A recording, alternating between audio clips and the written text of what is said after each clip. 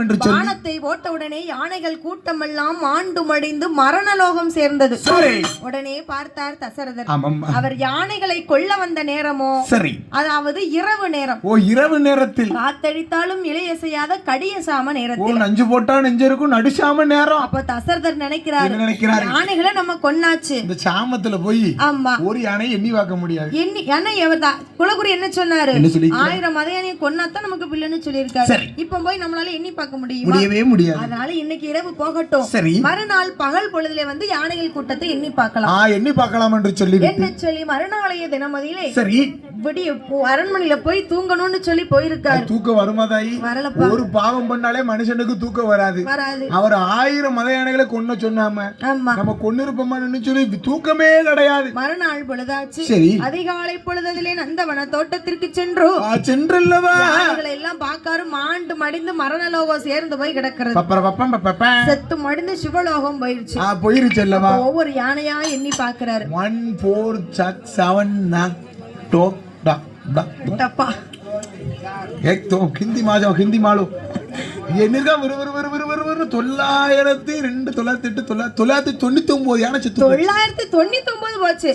எத்தனை பாக்கி இருக்கு? 8 யானை பாக்கி இருக்கு. ஒரு யானைப்பா, ஒண்ணே பாக்கி இருக்கு. பிள்ளைகிட்ட கால அழகா சொல்லுவா. அவன் கேரி ஏதோ கப்பல் விட்டு கவுந்துட்டு போறது தூத்துக்குடி துறைமுகத்துல. தூக்கம் பிள்ளைக்கு ஏன்னா உண்ட மயக்கம் தொண்டனுக்கு வரும் இல்லையா.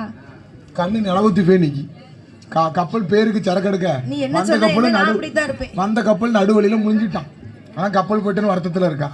சரி, அதனால தசரதர் சக்கரவர்த்தி எண்ணி பார்க்கும் பொழுது 999 யானை செத்து போய் கிடக்கு. அப்ப அவர் நினைக்கிறாரு, 1000 மதையனை கொல்ல சொன்னாரு நம்ம குலகுரு.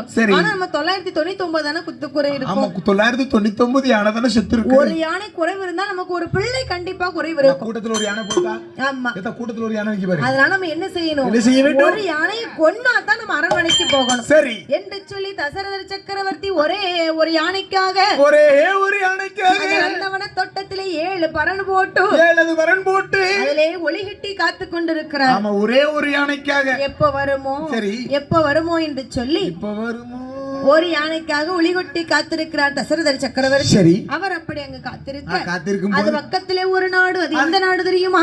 எந்த நாடம்மா? சாமி நல்ல நாடு, நல்ல நாடு.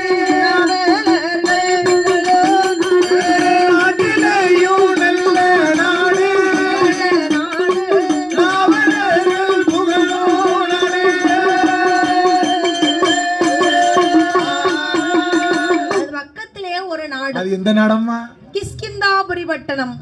என்ன பேர மறக்க சொல்லு. கிஷ்கிந்தாபுரி பட்டணம். ஒரு முறை அவருக்கு இன்னொரு முறை வாய்ஸ் ஆகி போச்சு பாத்தியா. கிஷ்கிந்தாபுரி பட்டணம் அழகா இருக்குதா பேரு? அழகா இருக்கா பேர பாத்தியா? கிஷ்கிந்தாபுரி பட்டணம். இப்போ உனக்குலாம் அந்த ஊரா இருந்துன்னு வச்சுக்க. எனக்கு அந்த ஊரு வேண்டாம், என் பேர் அப்படி வச்சிருக்கலாம். மிஸ் கிஸ் மிஸ் இருப்பேன், செல்வின்னு இருப்பாங்க. இப்போ அட்டெண்டன்ஸ் எடுக்கும்போது எப்படி எடுக்காங்க? செல்வின்னு இருக்காங்க. அது ஐயப்ப செல்வின் அப்படிங்கறது கொஞ்சம் அங்கடமா இருக்கு பாத்துக்கோ. இதே கிஸ் அப்படின்னாங்கன்னா எஸ் மேம் அப்படின்னு ஜாலியா மஜாவா இருந்திருக்கும் பாத்தியா. சங்கடமா இருக்கு பாத்துக்கோ. எங்க இருந்து வர? கிஸ்ல இருந்து வர மிஸ், கிஸ்ல இருந்து அழகா இருந்திருக்கும். அதை விட்டுட்டு பேர பாரு, கருவந்தாவில இருந்து சொல்ல முடியும் முடிப்பஸ்காரனே விட்டுட்டு போயிடலாம். ஆமா, உயத்தா இவ்வளவு நேரம் என்னெல்லாமோ பேரு சொன்னேன். என்னது தசரத சக்கரவர்த்தி அதிரதன் மகனாகிய ஒன்னும் புரியல. இது பாரு, கிஷ்கிந்தாபுரி பட்டணம். அழகான அதுதான் பட்டணமா பட்டணம், கிஷ்கிந்தாபுரி பட்டணம். எல்லாம் அப்படித்தான் அழகா இருக்கு. அப்பேர்விட்ட கிஷ்கிந்தாபுரி பட்டணத்தில் மறுக்க சொல்லுதா. அதுல யார் ஆண்டு வருகிறானம்மா? அதாவது என்ன? அந்துக்கண் மாமுனிவர். 5 கண் மாமுனிவர். 5 கண் இருக்காது. அவருக்கு பெயர் அந்துக்கண் மாமுனிவர். பெயர் அந்துக்கண் மாமுனிவர். அவருக்கு ஒரு மனைவி. 2 3 வச்சிருப்பான். இந்த இவர் 3 வச்சிருக்காருல. ஒண்ணே.